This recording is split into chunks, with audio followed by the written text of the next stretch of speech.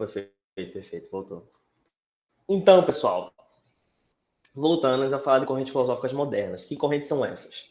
A gente fala que as correntes filosóficas vão começar na modernidade, por mais que não seja um período definido, mas vai ser mais ou menos depois do absolutismo. Porque o absolutismo tem aquela ideia arcaica que vem da escolástica e tudo mais, então essa base do absolutismo vai começar a ser cortada pelas correntes filosóficas modernas. E a primeira que a gente sempre fala é, de modo geral, o liberalismo. O liberalismo é o que vai chegar no iluminismo e dizer assim, bicho, tô com vocês, não concordo que o rei tem que ter poder de nada, ele não é dono da gente, ele não é dono de mim, somos livres, vamos andar pelado e viver o mundo.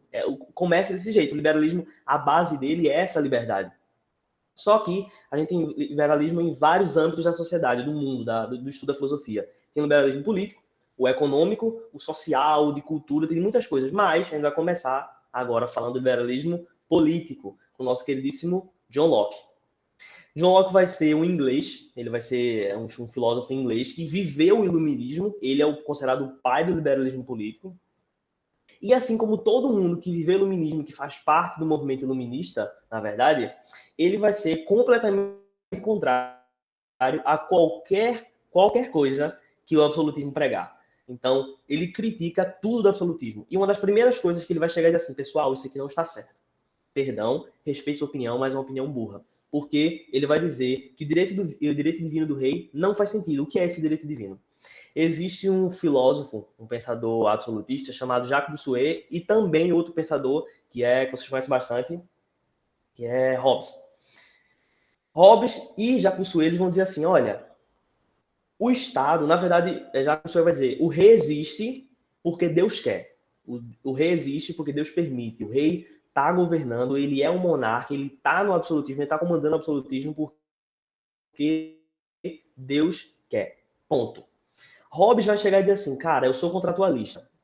Então, a minha vida é pensar como que o Estado existe, por que que o Estado existe, para que que o Estado existe, como que esse contrato entre mim e o Estado se organiza e por que que ele existe. Vários pensadores contratualistas existem dessa maneira.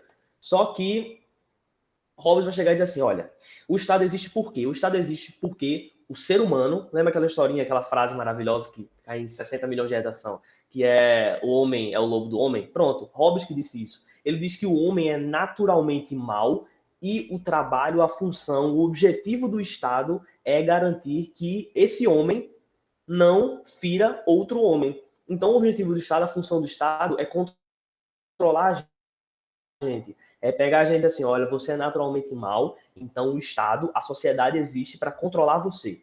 O poder que o rei deve ter é o poder absoluto. Eu tenho que comandar absolutamente tudo, porque eu tenho que controlar essa natureza ruim que você tem. Então é isso que Roger vai dizer. John Locke vai chegar e dizer assim, meu amigo, licença, perdão, minha vez de falar. Não, não é assim que funciona não.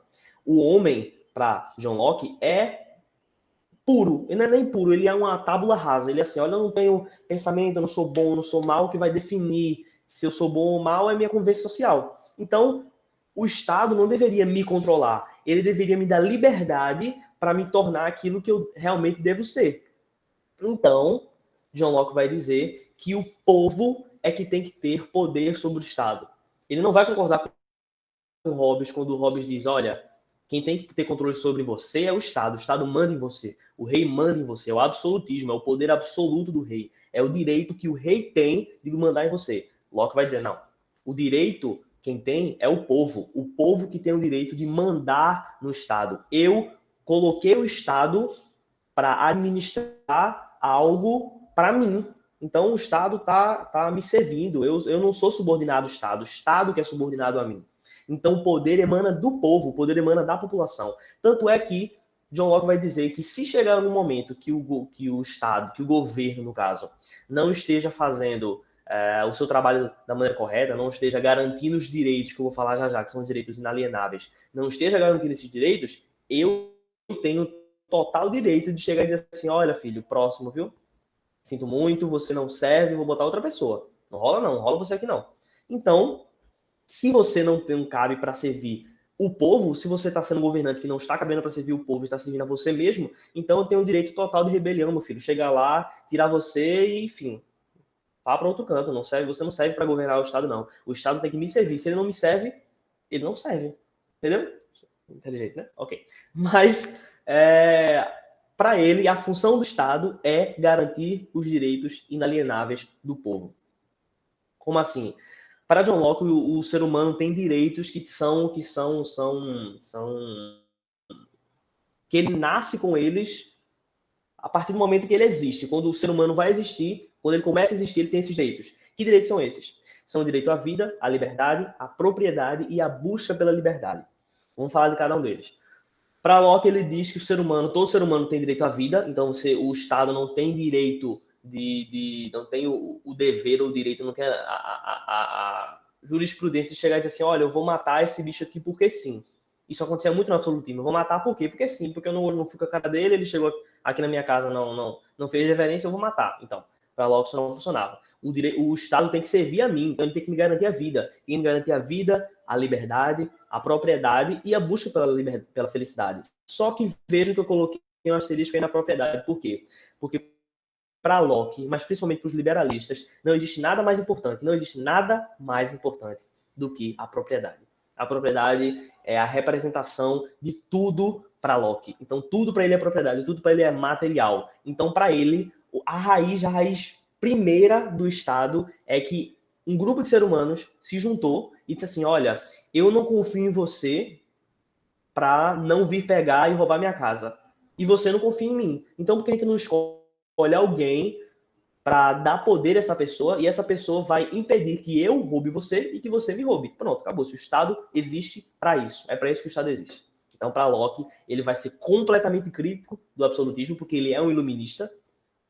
Então, ele vai ser crítico ferrenho de Bossuet, crítico ferrenho de Hobbes, beleza? E a gente vai agora para o outro lado do liberalismo, que não é o liberalismo político, agora vai ser o liberalismo econômico, com o nosso queridíssimo Adam Smith. Adam Smith tem sido falado muito ultimamente desse conflito entre liberalismo e o mais controle estatal, e é isso que a gente vai falar agora.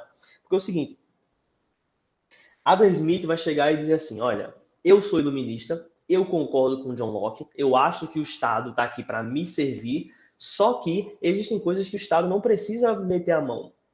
Existem coisas que o Estado não precisa cuidar. Ele precisa dar uma distanciada de algumas coisas.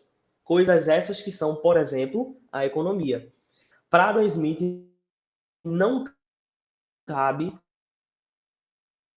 ao Estado não cuidar da economia. A economia é independente do Estado. Então, ele prega, ele é crítico do absolutismo e do mercantilismo, vou falar disso já já, mas ele é defensor do distanciamento do Estado e da economia. Ele diz que Estado e economia são coisas que não devem se misturar. O Estado é uma coisa, o Estado governa e garante vida, liberdade, tudo mais, mas essa liberdade também tem que estar atrelada à economia. Eu tenho que ter liberdade não eu, mas a economia, que é um organismo vivo, precisa ter liberdade para poder se regular. Então, ele é crítico do absolutismo, beleza, ele é iluminista, mas ele é também crítico do mercantilismo. O que é o mercantilismo? O mercantilismo vai ser uma estrutura econômica em que o Estado vai ter controle total e absoluto da economia. Então, um exemplo claro de mercantilismo, principalmente na história do Brasil, é o Pacto Colonial. O Pacto Colonial vai dizer o quê? Olha, você pode fazer economia, você pode fazer mercado, você pode fazer troca de boa, só que só comigo. Comigo mais ninguém. Então, o que entra aqui eu sei e eu cobro, o que sai daqui eu sei e eu cobro, e o que fica aqui eu sei e eu cobro. Então, eu tenho um lucro em o Estado vai ter lucro em absolutamente tudo. Adam Smith diz que isso aí não é errado, porque desse jeito o Estado poderia e normalmente ele regula a economia. Ele diz que a economia não precisa de regulação. A economia é um organismo autorregulador. E como que esse organismo autorregulador funciona?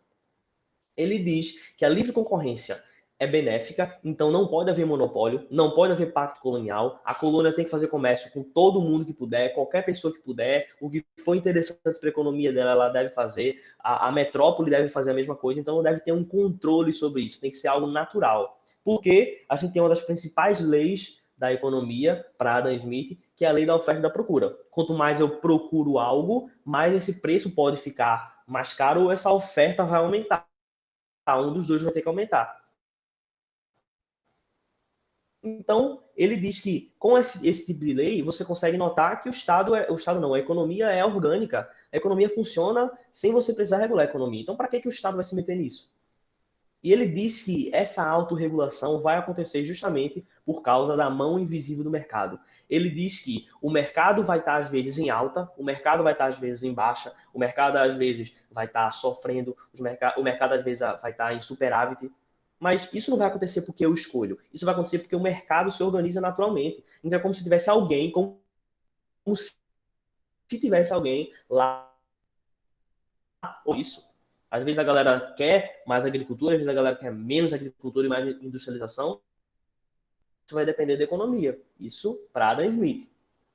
Só que a gente vai sair agora um pouquinho dos iluministas e a gente vai entrar em alguém agora que também é uma corrente filosófica moderna, mas a gente vai entrar em alguém agora que, apesar de ter vivido o iluminismo no século XVIII, ele viveu o finalzinho do iluminismo e o início do século XIX.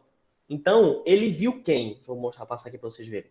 Friedrich Hegel, ele viu alguém, um filósofo extremamente importante, que é extremamente estudado, né, até hoje, que é Kant.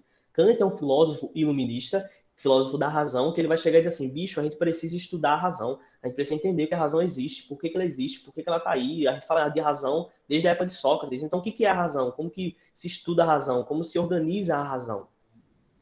E Hegel vai ver Kant fazendo isso. Então ele vai olhar, estudar Kant a vida todinha, olhar para Kant assim, bicho, achei genial a maneira como você pensou em estudar a razão. Eu acho que está errado, mas eu achei genial.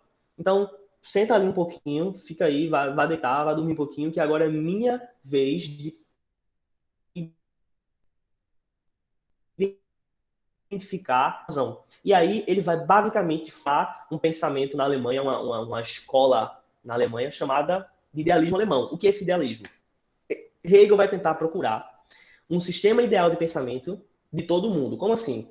Ele diz que conhecimento existe, razão existe, raciocínio existe, pensamento existe. Beleza, o homem é um ser racional. Beleza. Só que como que eu chego a essa razão? Como eu adquiro conhecimento? Como eu adquiro pensamento? Como que as coisas existem assim?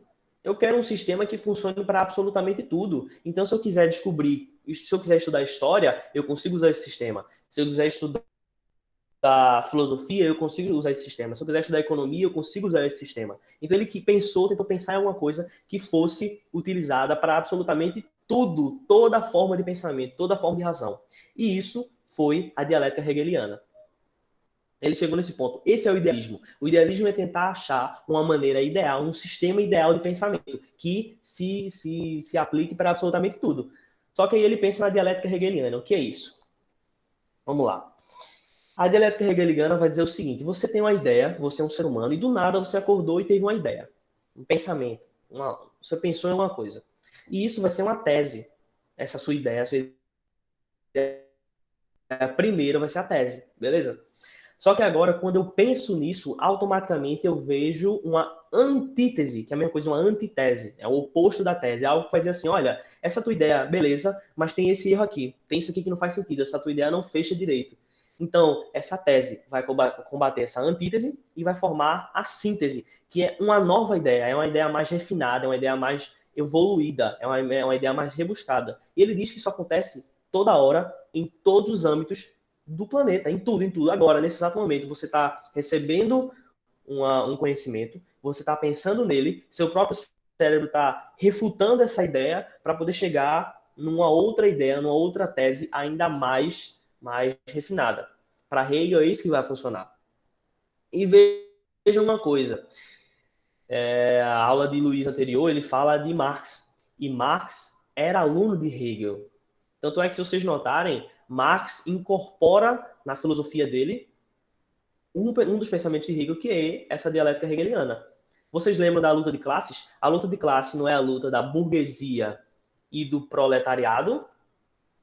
A burguesia seria a tese, o proletariado seria a antítese e a síntese seria a luta de classes. A história, o motor da história seria essa luta de classes, seria essa batalha entre burguesia e proletariado. Então, Marx vai pegar e dizer assim, olha, gostei da dialética hegeliana, vou pegar isso aí e colocar na minha teoria. Vou trazer essa teoria para mim, porque eu sou aluno de Hegel, então ele trouxe isso para ele também. Beleza? Só que aí vem que Hegel está chegando e dizendo assim para vocês: olha, isso vai acontecer em tudo. Tudo, tudo, tudo, tudo, tudo, tudo, sabe tudo? Tudo. Isso vai acontecer em todas as instâncias da existência. Então, significa que, através da dialética, ocorrem todas as mudanças. Tudo muda, nada é constante. Tudo vai mudar, tudo vai mudar. Inclusive a verdade, a razão e o ser. Então, eles serão coisas mutáveis. O ser vai mudar, a razão vai mudar e a verdade vai mudar. Então, você pensa e para assim, meu Deus do céu, como assim? Eu estudei lá em Sócrates, em filosofia clássica, lá, a filosofia grega, que a razão é algo universal, a razão é algo que ela existe pronto, ela não muda, ela não se modifica. Hegel vai dizer que não, a razão existe, ela é palpável, mas ela está em constante mudança. Assim como a verdade, não existe uma verdade universal, existe uma verdade que vai se modificando. E mesma coisa é o ser. Então ele vai ser o primeiro filósofo que vai chegar e dizer assim, olha, beleza, você é um ser humano, mas você não é o mesmo ser humano que você foi antes de ter esse pensamento. Você é um novo ser humano, você tem uma nova ideia, você criou uma nova ideia. O ser que você era, essa tese que você era, encontrou um conflito, que é a antítese, e se tornou um novo ser, que é a síntese. Então isso vai acontecer para tudo. Por isso que ele vai dizer que o homem é um ser histórico. Por quê? Pensem, é, a ideia que meus têm de uma outra época. Eles tiveram conflitos diferentes, eles tiveram ideias diferentes. Então, o raciocínio, a minha ideologia evoluiu, do mesmo jeito que a economia vai evoluir, do mesmo jeito que a ideia do homem é o que Jamile falou na aula dela, que o ser humano precisa aprender com a história, porque o homem é um ser histórico. A ideia de que o ser humano não vai começar a aprender com a história, com a evolução da história, é algo que Hegel critica demais. Você tem que entender como a história funciona, entender que a história evolui e você tem que aprender com essa história.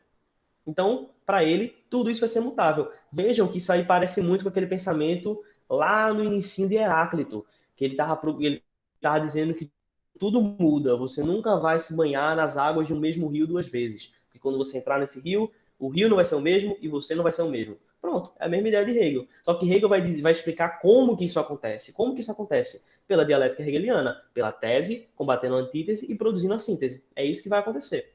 Esse lado não é mais o mesmo e você não é mais o mesmo porque vocês se modificaram. É isso que ele vai dizer. Só que ele vai dizer outra coisa também. Ele vai estudar algo chamado que é o espírito. O espírito é o quê? O espírito é o que ele chama de razão. O que a gente falou agora de razão, que a razão evolui, é o espírito. Ele diz que o espírito evolui também de maneira sistemática. Pense comigo. Se ele pensou a vida dele todinha, ele passou a vida dele inteira pensando em algo, um sistema ideal de pensamento, um sistema uniforme de pensamento. Vocês acham que o espírito vai evoluir de que maneira? Da mesma maneira que ele pensou. Então ele diz que o espírito vai evoluir da mesma forma, da dialética hegeliana, uma tese, uma antítese, uma síntese. Essa síntese vai se tornar a nova tese, que vai ser combatida por uma nova antítese, que vai se tornar uma terceira síntese, que vai virar a nova tese para combater uma outra antítese, para se tornar uma nova síntese. E isso vai acontecer, ó, infinitamente, não vai acabar, não vai acabar. Até o ser humano se desgastar, isso nunca vai acabar. Só que ele diz que essa razão, esse espírito vai evoluir de maneira sistemática, ele vai evoluir, tem um caminhozinho para poder se alcançar esse espírito, para esse espírito evoluir. Ele diz que o primeiro espírito, a primeira coisa que você vai ter contato na sua vida, vai ser o espírito subjetivo. É a razão subjetiva, é a razão sensível. O que é isso? Vou explicar para vocês. Quando você nasce, quando você, sei lá, acabei de nascer, nasci ontem, eu vou começar a crescer e tal, e a partir daquele momento eu não tenho razão, eu sou nada, eu não tenho raciocínio ainda. Quando eu começar a tomar raciocínio, a primeira coisa que eu vou reconhecer vai ser a mim mesmo. O bebê começa a notar que ele tem dois braços, que ele tem duas pernas, que ele tem boca, que ele pode colocar as coisas na boca, que ele pode morder algo, que ele pode morder a própria mão. Ele vai começar a se reconhecer. Esse é o espírito subjetivo. É o reconhecimento de mim mesmo. Quando eu olho para mim e digo assim, meu Deus, eu sou eu. Eu sou alguma coisa. Eu existo. Eu sou, olha, que incrível, eu sou alguém. Esse vai ser o espírito subjetivo. E logo após o espírito subjetivo, você vai alcançar o espírito objetivo, a razão objetiva. Que é quando você vai estar olhando para você e diz, olha, eu tenho pernas, eu tenho braço, eu sou um ser humano. E você vai olhar e dizer assim, eita, meu pai é um ser humano, minha mãe é um ser humano, meus irmãos são seres humanos. Então, eu começo a olhar para o coletivo, eu começo a olhar para as pessoas, eu começo a olhar para o outro, eu começo a prestar atenção na cultura, eu começo a prestar atenção nos costumes, eu começo a prestar atenção no direito, eu começo a prestar atenção na política. Quando eu começo a olhar para o outro, para o externo, eu começo a notar que existe algo além de mim, que são os outros. Esse vai ser o espírito objetivo. Só que aí tem um terceiro passo. A gente já olhou para a gente já olhou para o outro, e o terceiro passo vai ser o espírito absoluto. Esse espírito absoluto vai ser justamente você olhar para você olhar para o outro e ver que vocês fazem parte de algo que é muito maior do que vocês dois. Vocês são parte integrante de algo que é muito maior do que vocês dois, que é o universo, que é você exerce uma função nesse universo que é muito pequena em relação à grandiosidade do universo. Ele não é pessimista, mas ele diz que quando você começa a entender que o estudo da filosofia é extremamente importante, precisa alcançar essa ideia de que, nossa, eu sou eu, eles são eles, mas a gente é muito, o universo é muito maior do que isso, tá muito além disso. Você só consegue alcançar isso através da filosofia, do estudo da filosofia, se jogar na dialética hegeliana, aceitar que ela existe, estudar ela, é só através dela que você consegue alcançar o espírito absoluto, é através da filosofia. Só que aí agora eu peço para vocês uma coisinha. Ainda fala agora do filósofo, que é extremamente pessimista, e a gente vai falar dele justamente porque ele é um crítico ferrenho de Hegel, que vai ser agora Arthur Schopenhauer. Vamos lá. Vamos lá, vamos beber uma aguinha, vamos ficar de boa. Um abraço à sua família. Vamos respirar, tá tudo bem, tá todo mundo em paz, tá todo mundo seguro aqui. Ainda fala de Schopenhauer agora. Schopenhauer é um filósofo do romantismo alemão. O romantismo alemão e o idealismo alemão muitas vezes se confundem. Um parece ser o outro. Um filósofo do romantismo às vezes é do idealismo, um filósofo do idealismo às vezes é do romantismo, mas eu vou dividir como Hegel sendo um filósofo idealista, porque ele está procurando o sistema ideal, e Arthur Schopenhauer, um filósofo romântico. Por quê?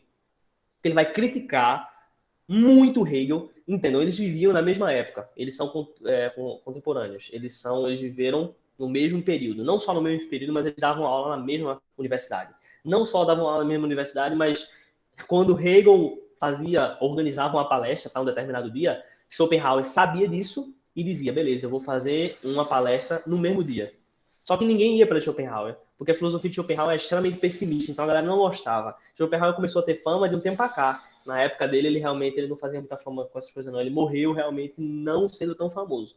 Só que Hegel era a estrela, todo mundo queria ouvir Hegel, todo mundo queria esse conhecimento de Hegel, queria saber mais, queria saber mais, queria saber mais. Então, Schopenhauer ficava bastante sentido. Então ele começou a criticar muito, muito, muito Hegel. E a primeira coisa que ele criticar de Hegel é dizer que a razão pura não existe.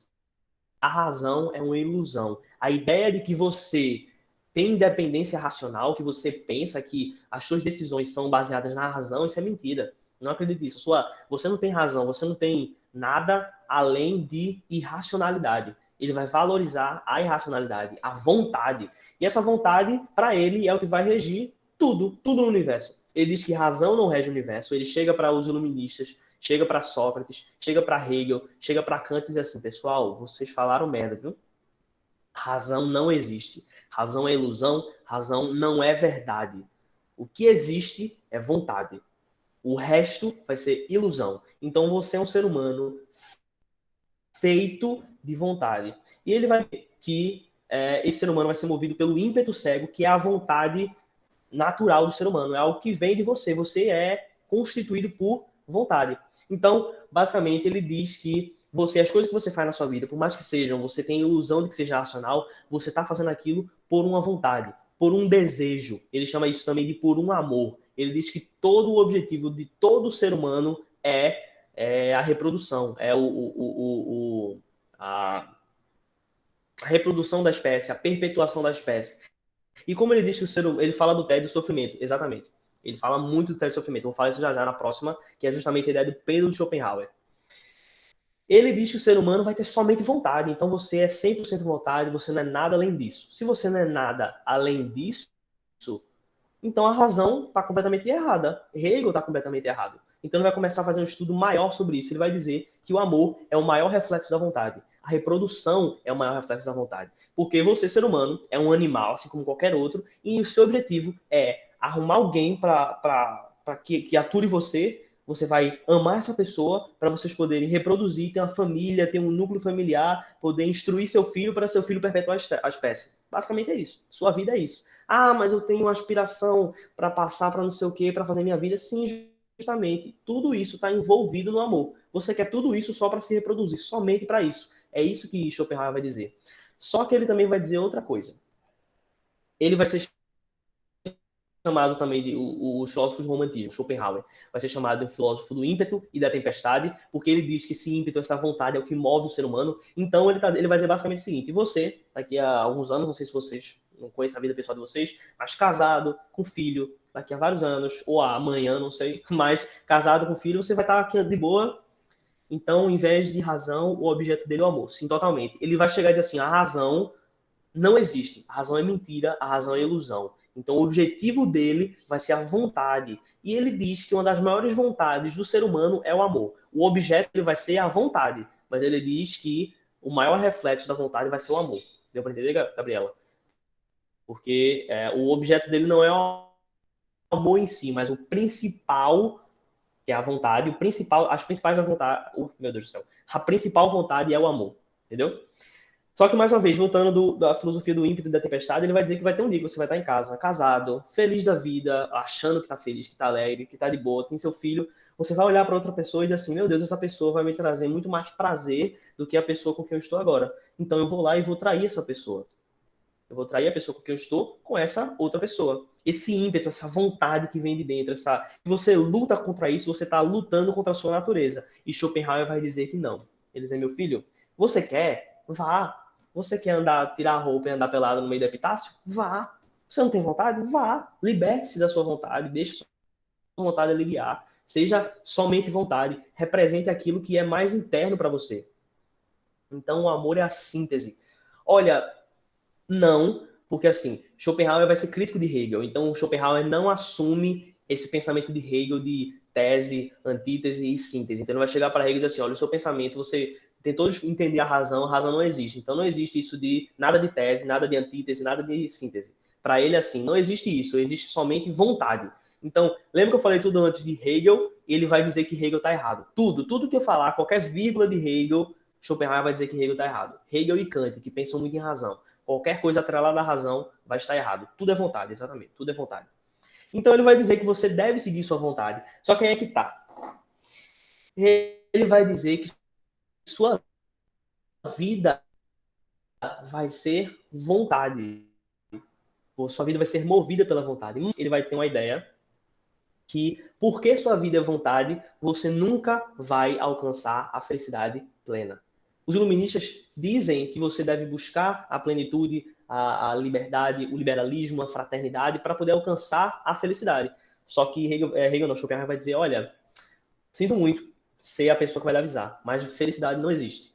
Felicidade plena não existe. Pode existir alegria. Você pode se alegrar muito no momento, mas a felicidade plena não existe. Por quê? Porque algo que Gabriela comentou, que é a ideia do pêndulo de Schopenhauer. Deixa eu ver se alguém mandou mensagem. Esse cara é bem do contra, sim.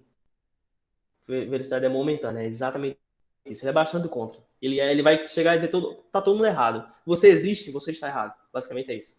Mas ele vai dizer principalmente essa teoria dele, que é extremamente importante, que é o pêndulo de Schopenhauer. O que é isso? Ele vai chegar e dizer assim, que a vida é nada mais do que um pêndulo. Que você...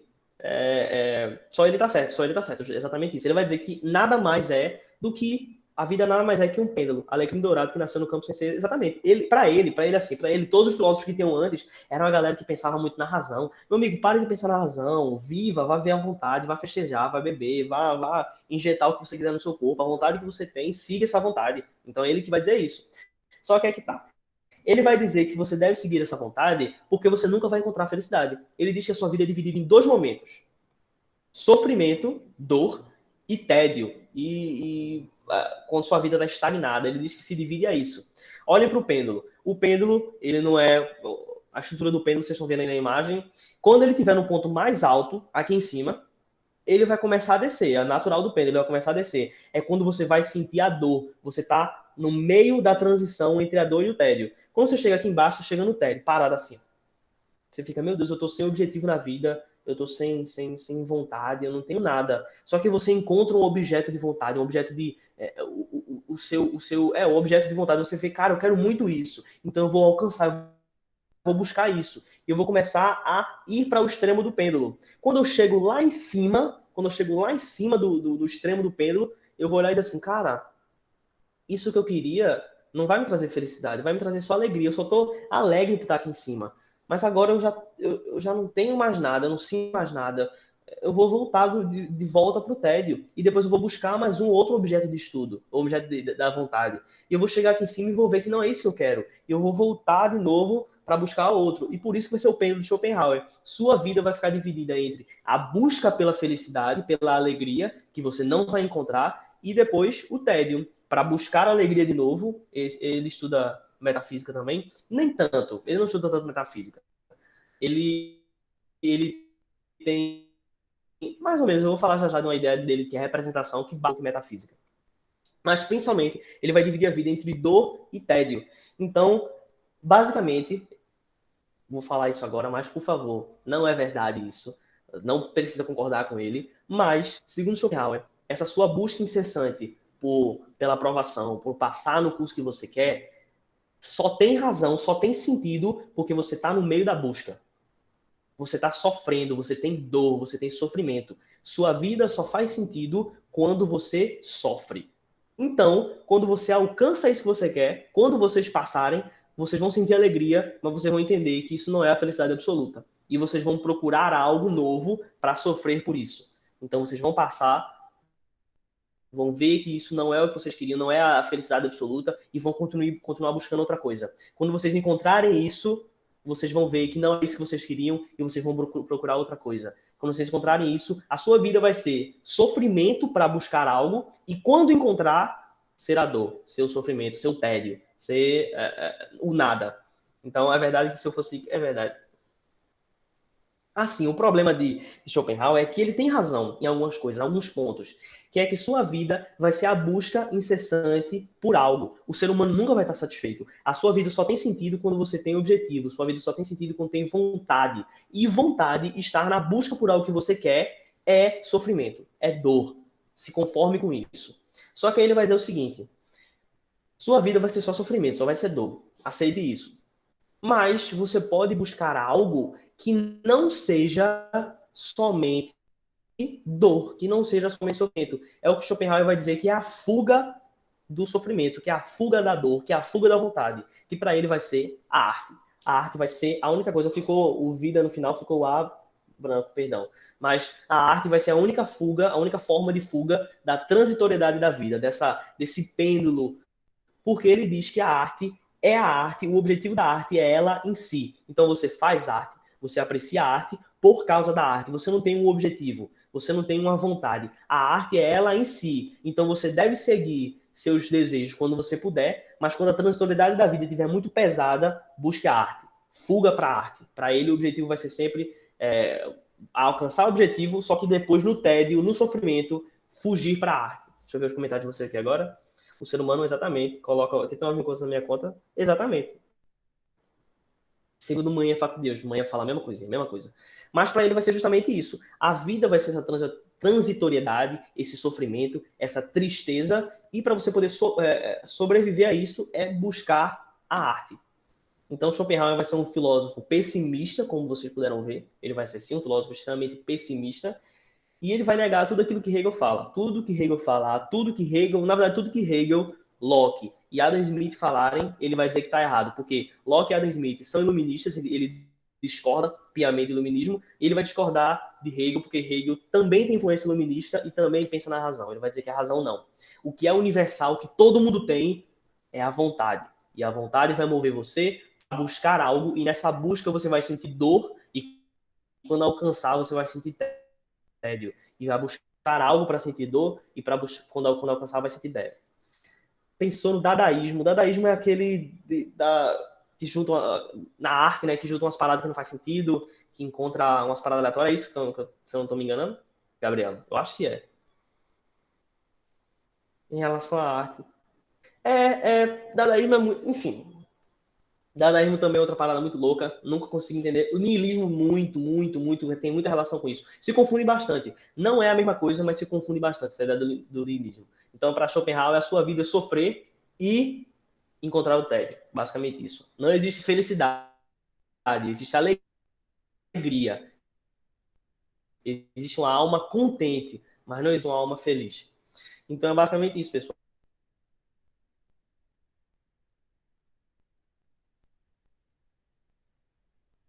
Schopenhauer é bastante isso mesmo. Acho que é verdade o que, Gabi? Fala, Gabi, que a gente já tem item aqui, a gente já discutiu bastante. Então. Hum.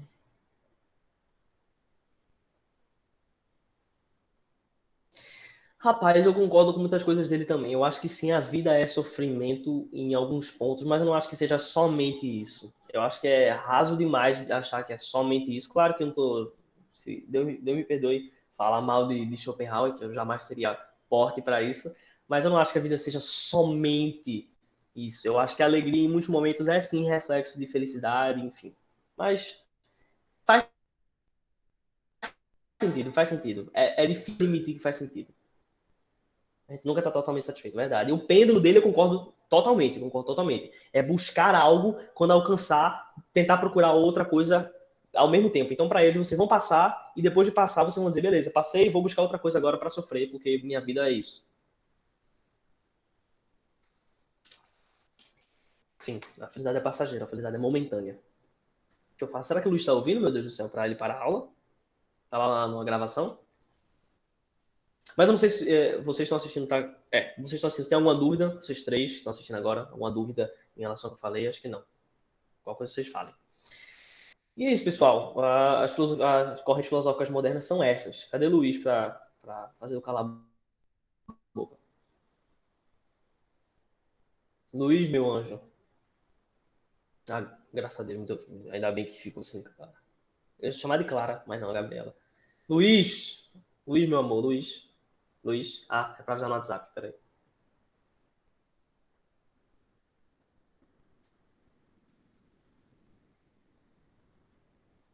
Obrigado, Gabi, muito obrigado. Obrigado. Fico feliz que você gostou.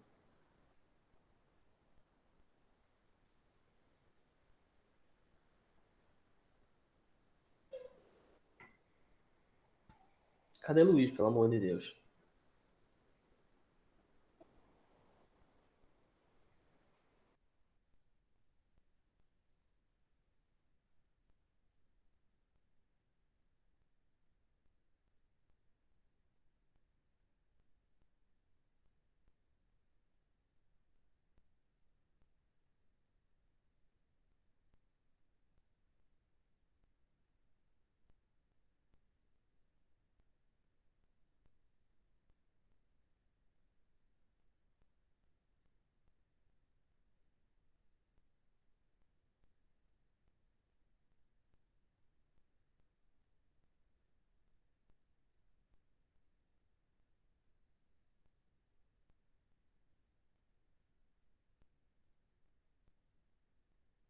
Olha, eu concordo, viu? Gosto muito de filósofos do contra também. Então, adoro Schopenhauer, Kierkegaard também é muito bom.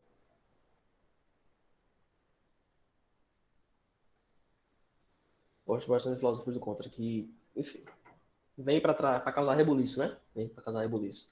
Luiz, acho que morreu.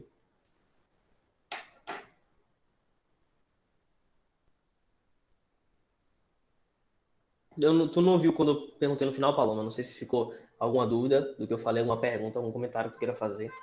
Mas, mais uma vez, pessoal, esse é o pensamento de Schopenhauer. Não concordo 100% com ele, não. Não vivo uma vida somente por isso, não. Porque não vale a pena. Deixa eu ver. Gabi já me deixou. Vou esperar a Luiz para entrar na câmera comigo. Não vai entrar, que eu sei que ele é deles.